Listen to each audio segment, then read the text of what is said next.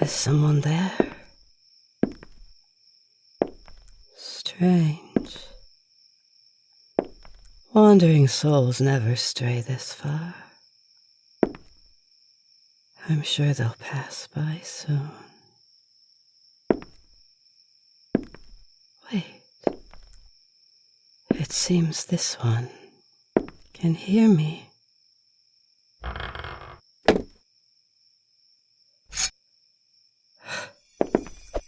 Now. Settle, my friend. I mean you no harm. Show myself. But you are looking directly at me. Quite right. Swords may not talk. However, I must belie this truth. One moment.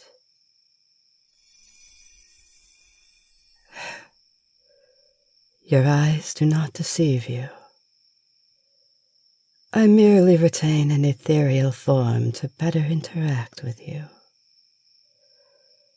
Though I can only muster an apparition. I believe I have yet to introduce myself. I am the spirit of the sword you hold. My original master christened me as Kodokuni Fubuki. Indeed, the very same Fubuki.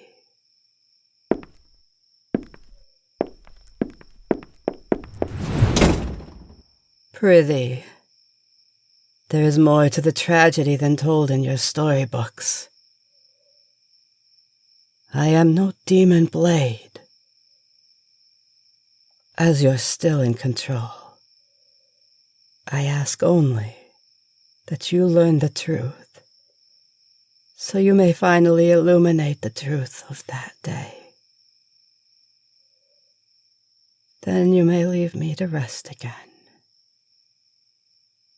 If you do not wish to believe me, then you may leave. Though I can see your curiosity beginning to cloud your judgment. You'll stay. 1,000 thanks. Now, on to my story. And I shall trim the pedantry. I was produced as an offering to the then ruler of this land, a gift of good faith between friends and his personal weaponsmith. At first, the man cherished me, and even had intended for the princess, his darling daughter, to inherit me. But that frail, aristocratic joke of leadership tossed me aside as though I were a plaything. Now, if it were merely that, the story would end. But my creator was beside himself. See, the smith had a wife, and they were expecting his heir. Sadly, rumors that I was cast out for more than mere tokenism spread wildly. My creator was already morose to begin with, but the pressure got to him. He became despondent, drunk, and angry. I am sad to say the gossip adapted to his state, calling him a demon of men who created a demon of weaponry. Then came the tragedy. he snapped, and rumor became reality. His vices overcame him, and his grip on the lucid realm eroded. He used me to blindly slaughter his own wife, both mother and unborn child being lost to his emotional void. I believe I drifted through that void onto my form. No, I do not believe he was an evil man. He had his vices, of course, but the man who tempered my steel was not the man who held on to me that night. Not long after, the Fubuki tragedy was known to all, leading my master to surrender himself to execution for his sins, completely destroyed by his actions. The princess succeeded her father and had a new sword commissioned, leaving me to be buried by the guard. I lay dormant for some time, until a group of disgruntled soldiers uncovered me. I fought in the hands of many, and even spent time as a wonder of research for the few richer smiths. But they all were unworthy. Each ran into their death on the winds of hubris, and one by one, they succeeded the next in blind faith. Where the last one lies, my friend, is as ash below your shoes. He was betrayed by his apprentice, who craved me, and I was hidden under the floor in my old master's last breath.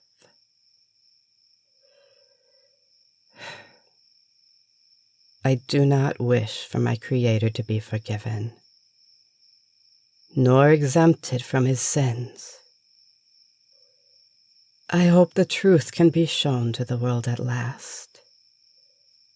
The villain of this tragedy was as much a victim himself.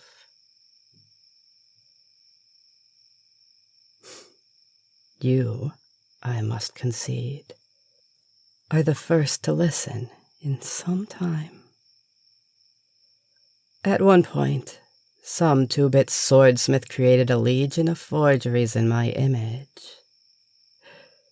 Now, I must admit I was humbled to see their followers so adamant that I was a perfect design. But they lacked the technique my creation demands. How long has it been since the dynasty was founded? 3 centuries. So everyone I knew must be long gone. And the drama is quelled, even in an anticlimactic way. Yes, you are correct. Thank you, child, for both freeing me from the floor and setting my doubts to slumber. I do believe I am indebted. What do you request as compensation for hearing my tale? A question? It is the least I can offer you. Ask anything you please, and I shall answer as best I can. Are there more like me? I would strongly think so. My inception, or so I believe, was caused by the overwhelming emotion felt by my creator after the tragedy, and I would assume others have done the same. It is a sad truth that misery is in no scarcity. Like whom? I was made to believe even Libra's replacement sword was one such as me. Weapons with a spirit attached are often subject to legends, which leads to replicas and forged copies being made. But only the original is the true weapon. So many forgeries and so little recollection often obscures us into myth. May I ask a question myself? By the apparel I see, you are a soldier. Are you not? Your continents do not align with the face of one of the dynasties. Are you perhaps warring against them? Understood. Well, an enemy of the dynasty is a friend of mine. That sword by your side seems very plain, not to mention dull. Why not take me along? I may never redeem myself against Libra herself, but falling her ill-gotten empire would bear a much sweeter fruit. Go on. Replace the sheath by your side.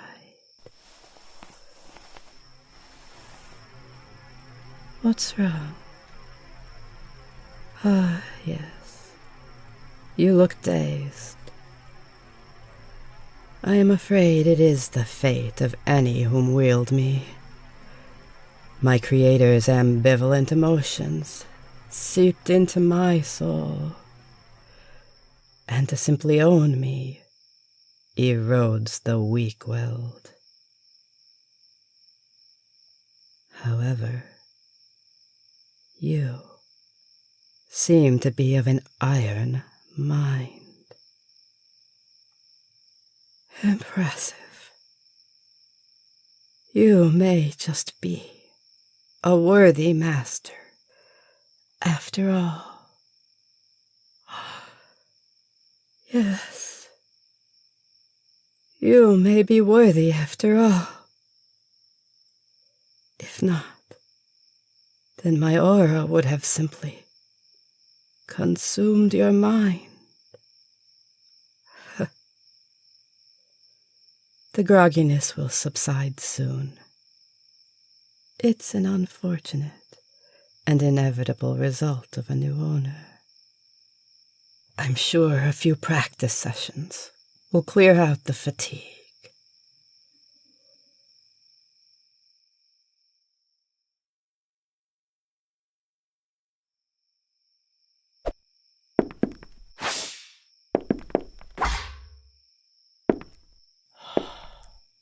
Impressive. Still the night you began, and yet your skills are as though I were an extension of your own arm. I was right to recognize your worth. The night is no longer as young.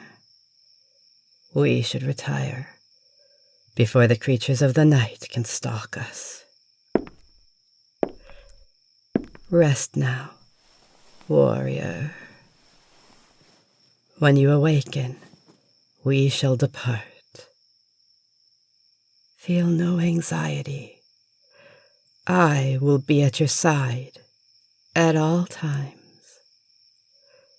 No harm will come to you here.